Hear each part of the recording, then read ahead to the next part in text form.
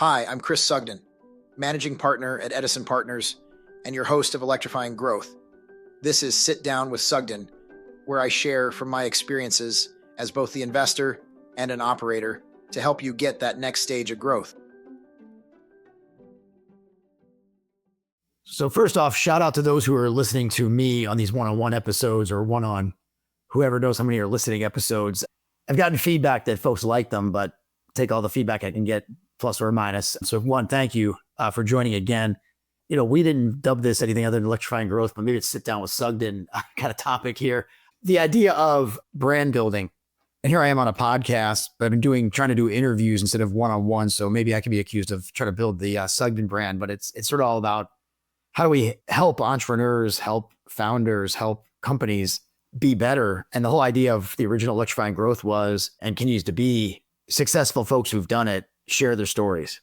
So really that's that now in the one-on-ones, we've kind of talked about ways to think about boards and building your company, raising money. Let's talk about a little bit today, the idea of brand building and the personal brand building. It's funny, I'll date myself. Fast Company, one of my favorite, when the magazine first launched, it was one of the best magazines at covering tech and fast growing companies. They'd probably say it still is great, but I say that because everything seems to be newsletter today. So you don't pick up the old magazines as much anymore, but they had this cool cover, and I might have to do an at Fast Company on this episode, but it looked like a bottle of Tide, that sort of spiral. And it said the brand called you. I probably get the magazine and show the folks, but, the brand called you, it was literally about 20 years ago. But I think we think this is a new topic because tech's hot and lots going on in social media and influencer space and content creators. So you got to have a brand. But the point is the brand called you a good thing or a bad thing? And I think kind of as I look at it, it's not good or bad. You know, you have to have a personal brand, how you identify yourself. That doesn't mean you're going to be a big social media influencer, but how are you going to think about building your own personal, not just a resume, a CV, but how does the world know you? And the interesting thing is the world knows everybody a lot more than they used to because of the presence of social media. So in some ways, you have no choice but to have a brand because the world's going to create one for you if it doesn't, because either your LinkedIn says nothing or you've owned it. So I think there's some element of, for better or worse, we're all creating a brand and the world's creating one for us if we're not going to take ownership of it. And actually, I'd say almost guilty to some degree of not spending enough time on LinkedIn, but we all know how time is precious. So I'd love to spend more time responding to comments and feedback, et cetera, on either LinkedIn or X or whatever platform. But the point is, you ought to own it to some degree. Now, as I think about CEOs, and again, most of our audience is tech because that's where Edison invests, but it applies to tech and it applies to non-tech CEOs as well. If the brand called you also becomes synonymous with your company, and we know early stage companies, that tends to be the case because the founders, moving heaven and earth. We refer to our successful CEOs as superheroes. We literally give folks who make a certain threshold of return for us superhero capes at our annual meeting. And we hope every year there's another superhero that's created a great outcome.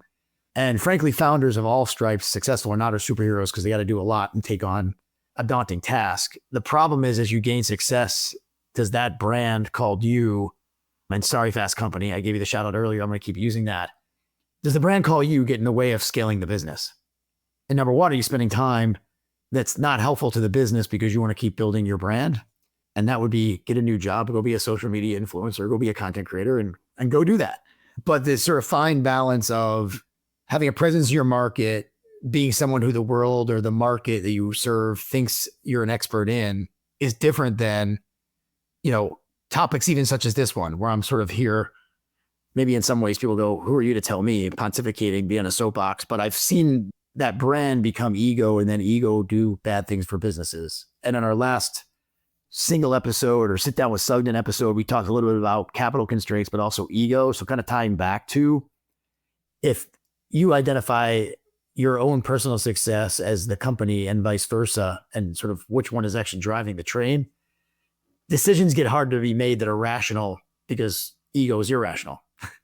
So I think about this whole brand kind of idea and brand building idea is, one, the world's going to brand you, so you might as well own it. So yes, some investment of time to make sure who you want the world to think you are, you take ownership for that. But two, if you're a company builder, you're a founder, you're an entrepreneur, think about from the perspective of, is that the healthy thing for the company? That's what it took to get the company off the ground. It was all about ABC, CEO, entrepreneur, building something. But as you got to 20, 50, 100 people, and now you start to get success, is that the right healthy mix? Is the company still about me? Or is it about the business I've built and I'm being a market leader? And I happen to be the spokesperson for the company because I was the founder, as opposed to my story is the story and then the company comes second. So I tend to play a podcast myself, and the tech entrepreneurs, you almost see it. There's always an exception to all rules. And that you out there, listener, know you've heard this. You can almost immediately tell the ego's coming first. You can feel it almost. And I think if you think about the most successful folks, yes, some defy this rule because, again, there's an exception to every rule. But the really, really successful, what you'd even say, these are the people I want to follow, are the ones you feel like the interviewer in the podcast or the story you read about the person, it's almost like a chore to tell their own personal story. Like they want to lead with the company. They want to lead with what they do and how much innovation and how successful they've been first versus their own bio. Like I almost think about when I listen to successful entrepreneurs, I'm sort of like, did the interviewer have to kind of pull out their story as opposed to leading with it? That's usually a tell if you think about it.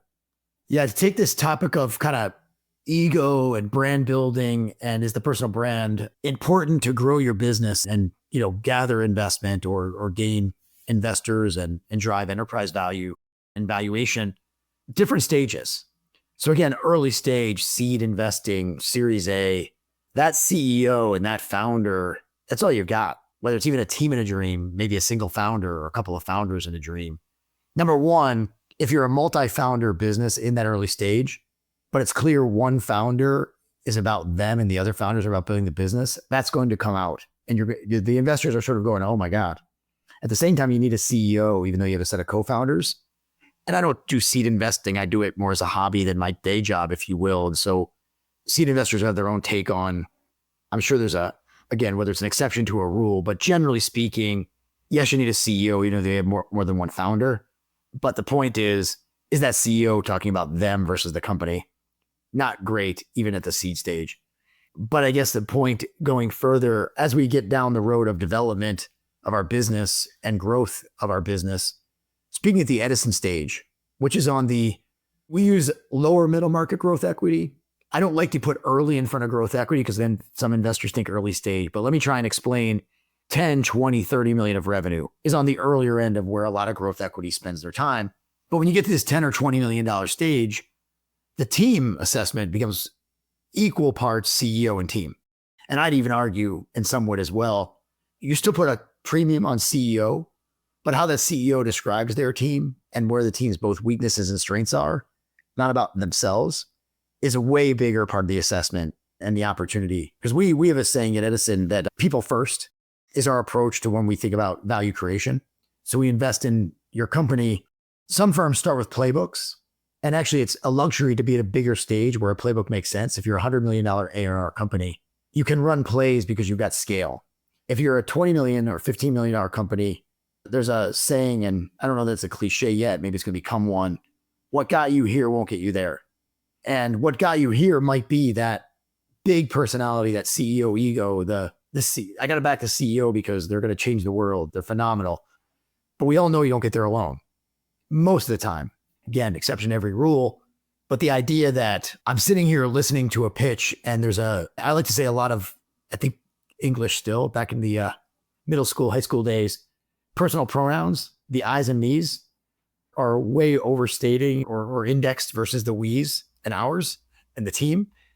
So I think about the growth equity stage, whether it's on part of the growth equity we are, or even further down the path of growth equity and getting to private equity, the team becomes the thing. Now, the CEO always is critical because they're going to be the leader. They got to make the calls, big decisions, etc. But you want to see a CEO knows it's about the team and not about them. As you kind of cross that, I'm using 10 or 20 million. Because again, in some ways, entrepreneurs have to defy the odds. I'm an Eagles fan, a Super Bowl shout out, but Philadelphia versus everybody, and now with Detroit's taking it, Detroit versus everybody, there's almost like a CEO, a founder versus everybody mentality that even gets you going. So in some ways, there's a self-fulfilling prophecy early days that it was about me, so it's going to always be about me. As you scale, that just isn't the case. So be careful as we think about brand building. We think about the way we use the internet, social media to amplify our company and who we are. In the investor pitch, I promise you, if you're a growth equity investment opportunity, at least for Edison, and I think I can speak for a lot of my colleagues in the investment game, it's at most equal parts CEO and team, if not much more heavily weighted towards team with some element of, I don't think the CEO is any good. I'm probably not doing a second meeting anyway. Like there's almost like a table stakes. You're going to assess them still. You're going to spend more time with them. You're going to check references, of course, all that diligence. But at some level, the CEO is giving me the first pitch to get to know their business. I'm probably making the CEO judgment really early to say, is this worth spending any more time on? So then it shifts to team by the time you're in meeting two. And you're, again, simplifying this for the sake of the conversation, if you will, with everybody out there. But a lot of CEOs continue to focus on them. And there's also this element of, am I upgrading my team as I go? And tie this again to our last episode about ego at the end, to brand building. And our CEOs hiring people who are quote unquote better than them at the areas that we need experts. So chief revenue officer, CRO, I better hire someone who's way better selling than me. I'm a pretty good salesman, says Mr. or Mrs. CEO. And they know they are because they've been successful in getting the product sold. The problem is you can't promote your best salesperson who's never been a CRO before, hasn't even managed people that have sold before and created infrastructure or go to market before, because it's a comfortable place for the CEO to promote, one, the person they know and they're really good selling, but two, sometimes they're not a threat to me, right? So think about that as a CEO. Am I hiring people who are better than me in the roles I need them to be better than me in? That comes up, I think, a lot where you go, did that CEO hire people for the wrong reasons? And again, this is where I'd say the rule is not that. The exception is CEOs making the wrong call for that reason, but check yourself if the brand and the ego and all of that's first. Is that also going to manifest itself in who I hire and who I promote? Yeah. Taking this conversation to another kind of dimension, if you will, this dimension of, am I suggesting that CEOs, founders shouldn't be thought leaders? No. I want to make sure I'm really clear. What I want to make sure I'm conveying to everyone out there is, as the CEO, you're always, for a long time, always is the wrong way to put it. People want to hire product managers in some areas too soon. You will carry the vision of the company and be the product manager for a long time, the product leader as a founder of a business for a long time. That doesn't mean you don't need a product manager. That doesn't mean you don't need a chief product officer. I'll use the word sooner than later to help build the business, build infrastructure, et cetera. I think the point I'm trying to make here is be careful that that thought leadership around the product doesn't become about you and confusing your personal brand and your self-worth with the work you're doing as a visionary in a product. That's what I meant by, you'll be the spokesperson for the company because you know the vision you're trying to take the company to, but you shouldn't be giving that speech with 15 minutes or more on your bio and how, I hate to say great you are. It's why the company is going to go do great things. And again, this may be a little bit of a, feel like I'm beating a dead horse, but I do think the frothier the market gets, the more that tends to happen. So right now we're at an interesting time.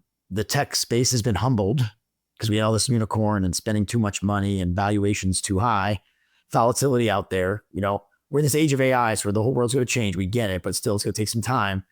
Volatility in the stock market. Right now is a window that everyone is rational because they have to be. It's not easy. These problems of, call it ego and kind of what is really driving value of the company tend to happen as things are going up and to the right. So we'll come out of this cycle. I'm not going to predict how long that we're going to be in this volatile cycle, but there will be a cycle where things get going again really fast. And will ego be driving that train when it does? So kind of think of this as a prospective thing to be careful for if you're an entrepreneur, because right now I bet you're down and dirty, focus on your business. So that's just a take it for what it's worth kind of idea relative to timing of market and when things become kind of self-fulfilling prophecies. When things are easy and up and to the right, then you maybe are judging value on the wrong thing. Is value because I did it or value because the company did it? So that's a thought that I think is really important right now when it's not as big a problem as it was even a couple of years ago and will be again in a couple of years. To round this sort of topic out, we all have a brand. The most junior new hire, and I say that because of LinkedIn, because of social media presence. And let's face it, we're living in a time when this isn't getting less, this is getting more, right? So there is an element of we just got to live with it. So what's the advice to a CEO who's got a team full of folks who could be stars in their own right? Do you actually lean into letting each individual have a presence to some degree in the market, in the industry, online, et cetera?